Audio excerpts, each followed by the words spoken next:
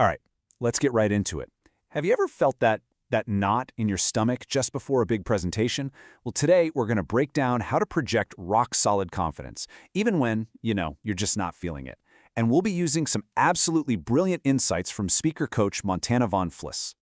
So to really get a handle on what true confidence looks like, and maybe more importantly, what it feels like to an audience, we're going to start with a story. It's called The Tale of Two Captains. Okay, so picture this. You're about to go on a boat trip. You've got your bags packed, your family's right there with you, and that excitement is really starting to build. And right then, the captain steps out to greet everybody.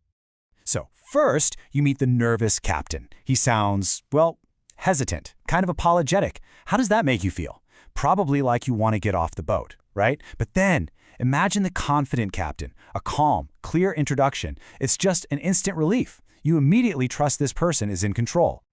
And this right here is the whole point. When you're the speaker, you are the captain of that journey. The way you show up, that's what determines if your audience feels safe and ready for the ride, or if they're feeling anxious and, ready to jump ship. So, the big question is, how do you make that shift? How do you become that confident captain every single time, especially when on the inside, you're feeling a whole lot more like the nervous one? And here's the secret. Honestly, this is probably the most important takeaway from this whole thing. It's not about magically feeling confident on command. It's about making specific, deliberate, confident choices that project that feeling for you. Okay, so let's get practical. We're going to build your confidence toolkit, starting with 3 physical choices you can make right now.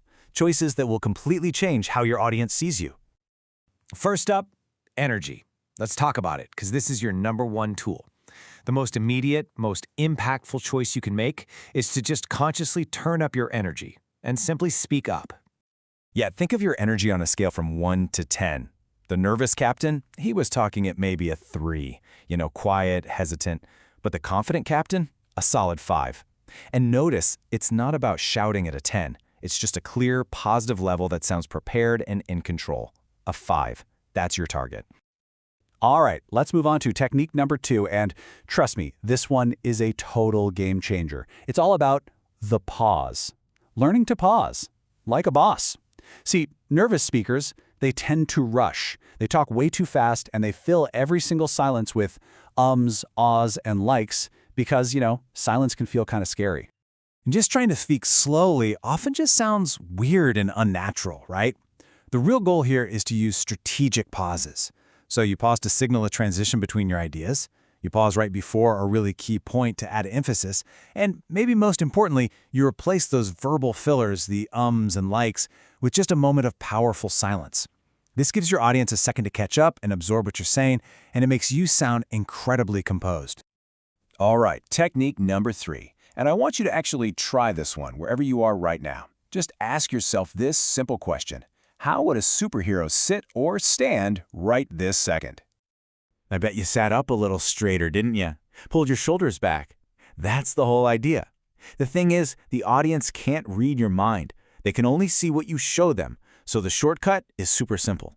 Just make the shape of a confident person. An open posture, good eye contact, maybe a slight smile. It instantly signals that you're in command. So, okay, we've got 3 really powerful tools for the moment itself. But how do you make them feel natural instead of, forced? The answer is actually really simple. Preparation.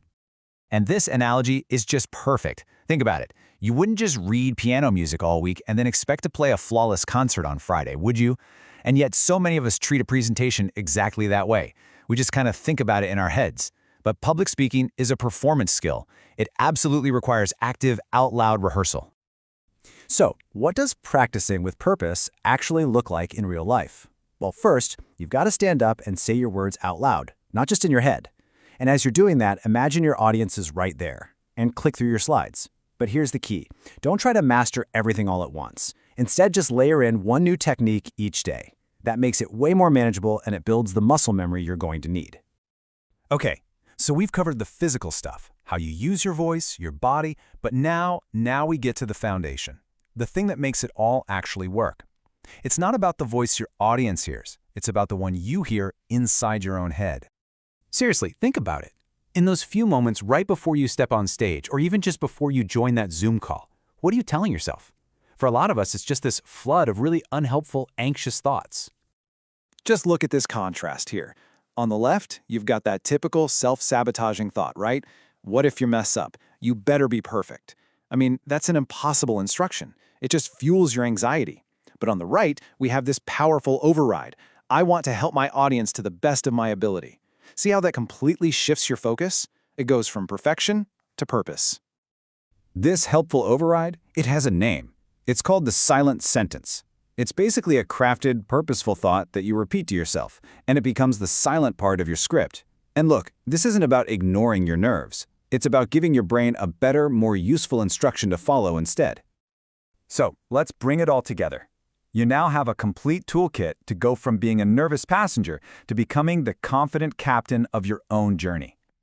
Let's do a quick review of that 5-step checklist. So, externally, you're going to turn up your energy, use those powerful pauses, and adopt a confident stance. You'll make all of that feel natural by practicing with purpose. And then you ground it all internally with your powerful silent sentence. So why does all this matter?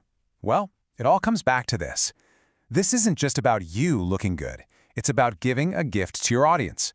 Because when you project confidence, you make them feel safe, comfortable, and ready to listen. You're reaching outside of your comfort zone so that they can relax inside of theirs. So remember, confidence is a choice, not a feeling. You have the tools now. You have the map. So the only question left is this: are you ready to be the captain of your next journey?